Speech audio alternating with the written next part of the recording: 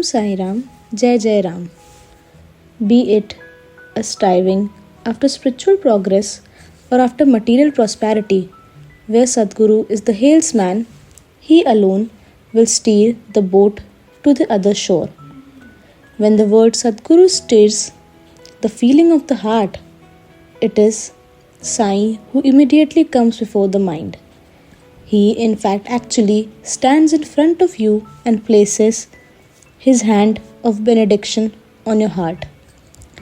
With his hand of blessings, with the Udi from the Dhuni falls on your head, the heart swells with self rejoicing, the eyes overflow with tears of love.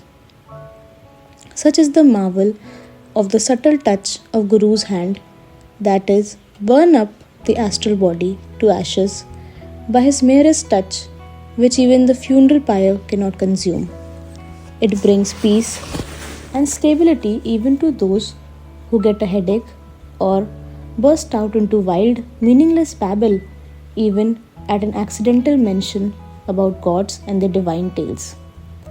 As he places his lotus hand on the head, the sins of so many past births, which have reached a point of culmination, are all washed away, leaving Sai's loving devotees purified.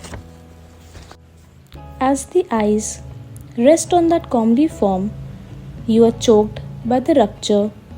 Tears of joy spring to the eyes. In the heart arises the Ashtbhav.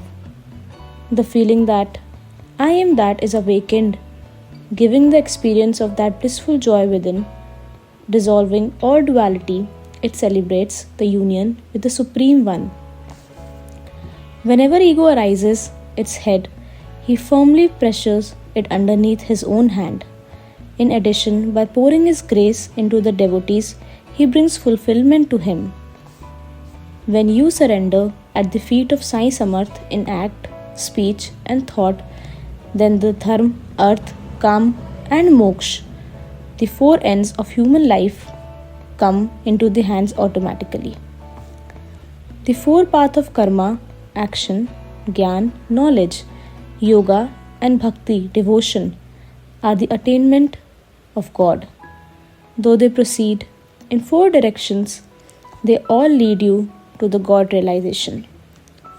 The path of devotion, bhakti, is like the way through a forest of the prickly babu tree, full of pits and holes and difficult to cross.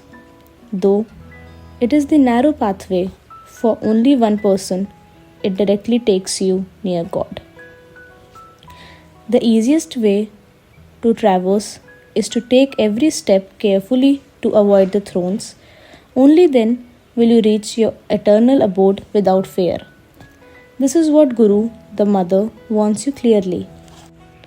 When the rich, fertile soil of the mind is sprinkled with the water of devotion, renunciation sprouts, knowledge blossoms, kaivalya comes to fruition, and the rupture thereof bursts forth.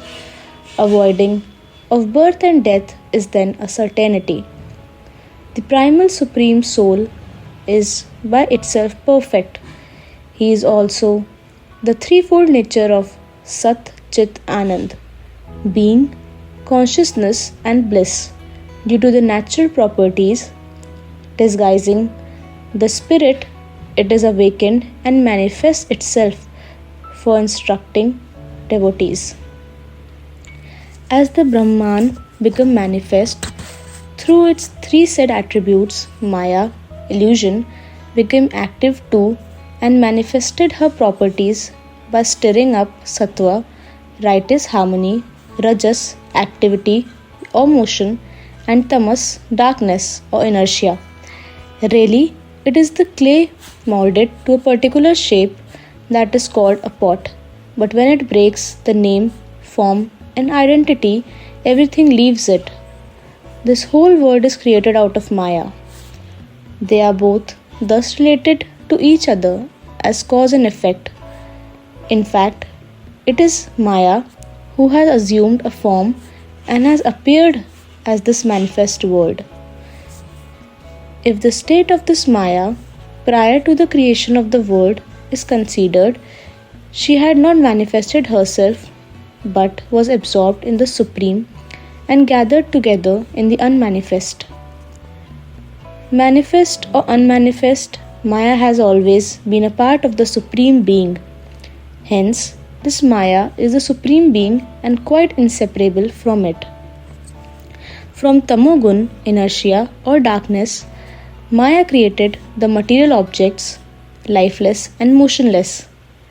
This was her first action of creation.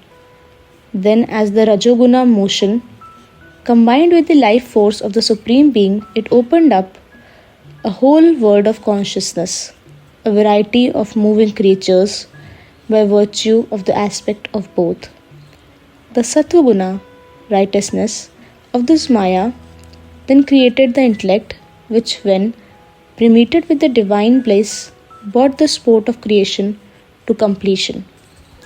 This Maya is susceptible to great modification so long as she is not stirred into action and does not create the above mentioned things.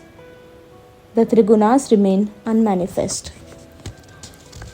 A study of Ved, Shruti, Smriti will give you the power of discrimination between real and unreal, which will give the experience that the Guru's word is itself the Vedanta. This will in turn be conducive to the highest bliss.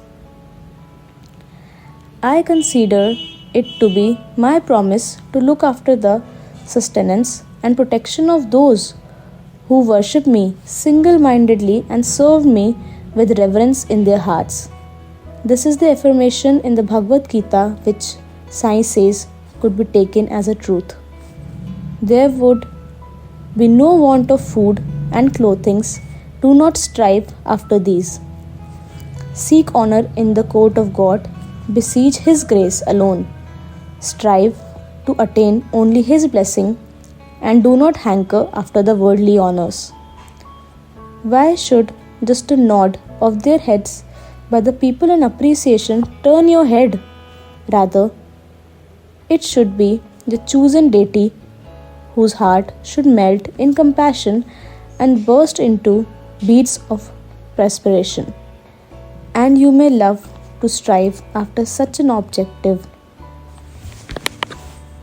May all the senses be seized by a devotional passion and the sensual desires be so transformed as to sprout into devotional worship instead. Oh, how wonderful it is would be then.